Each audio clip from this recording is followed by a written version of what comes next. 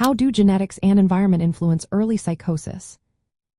Imagine your brain as a complex puzzle, with some pieces inherited from your family and others shaped by your surroundings.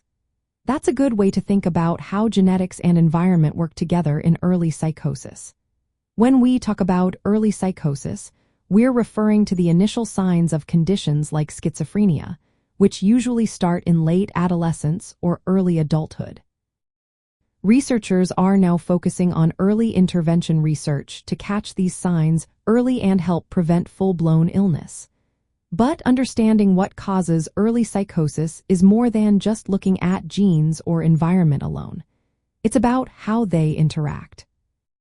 Genetics play a big role because your genes carry information that influences how your brain develops. If you have family members with schizophrenia or related conditions, your risk of developing early psychosis increases. Many genes are involved, each contributing a small amount of risk. For example, if a close relative has schizophrenia, your chances are higher than someone with no family history.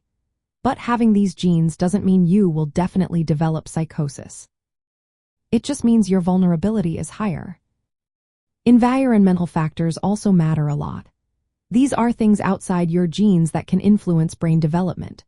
For example, if a mother has an infection during pregnancy, like the flu, it can affect the baby's brain growth. Stressful childhood experiences, trauma, or social adversity can also impact how the brain matures. Substance use, especially cannabis during adolescence, has been linked to increased risk, particularly in those already genetically vulnerable. Other factors include living in an urban area, migration, or being born during certain seasons, which may expose individuals to more infections or social stress. The real key is how these two factors work together. If someone has a genetic vulnerability, environmental stressors can trigger the onset of early psychosis. For instance, a person with a family history of schizophrenia might develop symptoms after experiencing significant childhood trauma or substance use. Environmental influences can also worsen underlying genetic risks by disrupting brain circuits involved in perception and emotion.